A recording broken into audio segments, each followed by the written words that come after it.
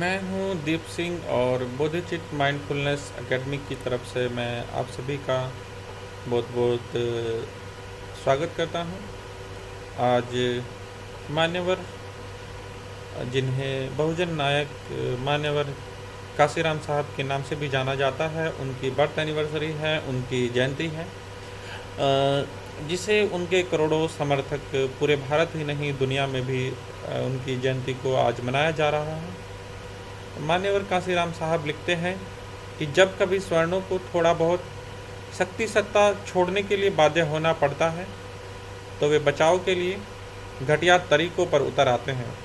उन्होंने बार बार यह ख्याल रखा है कि किसी भी प्रकार तथा किसी भी तरह से सत्ता शक्ति से उनका कब्जा खत्म न हो। यह बात मान्यवर काशीराम साहब जी ने लिखी है।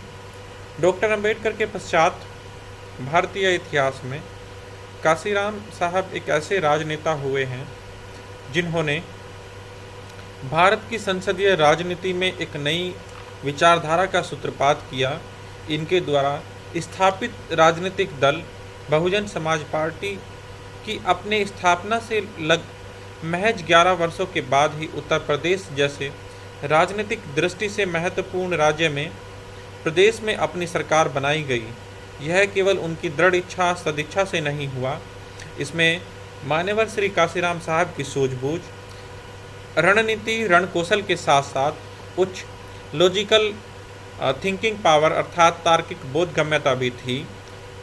मान्यवर काशीराम साहब एक थिंकर अर्थात एक चिंतक भी थे।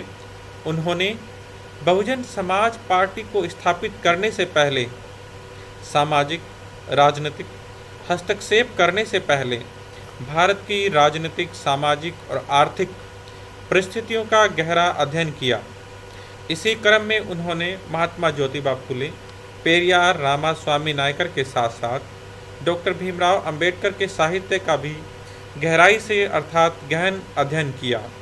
बामसेप, DS4 जैसे सामाजिक संगठनों के स्थापना के बाद उनके सैद्धांतिक दृष्टि को व्यवहारिक आधार प्रदान किया। बहुजन समाज पार्टी बनाने के पूर्व 1982 में उन्होंने अपना दृष्टिकोण स्पष्ट करने के लिए एक पुस्तक को प्रकाशित किया जिसका शीर्षक था एन एरा ऑफ स्टोचेज या फिर चमचा युग। इस पुस्तक में काशीराम ने भविष्य की राजनीति की रूपरेखा प्रस्तुत की, जिसके आधार पर 2 वर्षों बाद ही बहुजन समाज पार्टी की स्थापना हुई।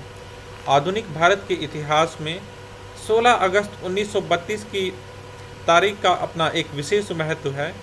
इसी दिन ब्रिटिश सरकार ने सामुदायिक पंचायत की घोषणा की थी। ब्रिटिश सरकार का यह निर्णय भारत के संवैधानिक इतिहास की एक महत्वपूर्ण कड़ी है।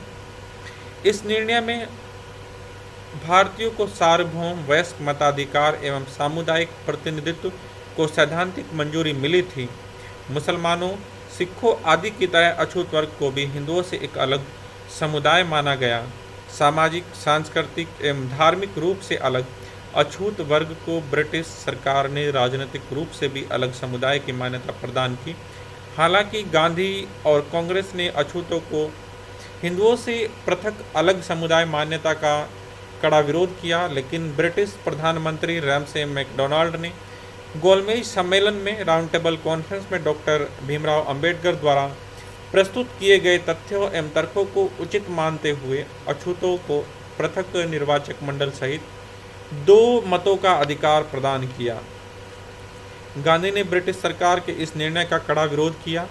गांधी और ब्रिटिश सरकार के बीच लगभग 1 महीने तक चले पत्र व्यवहार में गांधी ब्रिटिश सरकार को अपने विचारों से सहमत नहीं करा पाए। अंत में उन्होंने 20 सितंबर 1932 को पूना की यरवदा जेल में अछूतों को मिले पृथक निर्वाचक मंडल तथा 2 मतों के अधिकार के विरोध में आमरण अनशन प्रारंभ कर दिया। भारी दबाव के कारण डॉक्टर भीमराव अंबेडकर और हिंदू प्रतिनिधियों के बीच 24 सितंबर 1932 को पूना समझौता हुआ, जिसे पूना पैक्ट के नाम से जाना जाता है, जिसमें अछूतों को पृथक निर्वाचक मंडल एवं 2 मतों के अधिकार को त्यागना पड़ा। इस प्रकार 16 अगस्त 1932 को मिले अधिकार 24 सितंबर 1932 को छिन गए। लेकिन दलितों को हिंदुओं से पृथक समुदाय की मान्यता बरकरार रही। दलित अपने बीच से स्वतंत्र प्रतिनिधियों को चुनने के स्थान पर हिंदुओं द्वारा नॉमिनेटेड अर्थात नामित किए गए प्रतिनिधियों को चुनने के लिए मजबूर हो गए। मान्यवर कांसीराम साहब की जयंती पर मैं आप सभी को बहुत बहुत शुभकामनाएं, मंगल कामनाएं देता हूं और आपको एक सुझाव देता हूं कि आप सभी मान्यवर साहब की लिखी पुस्तक एन एरा ऑफ स्टोजेस, जो मूलतः अंग्रेजी रूप में लिखी गई है, को अवश्य पढ़ें।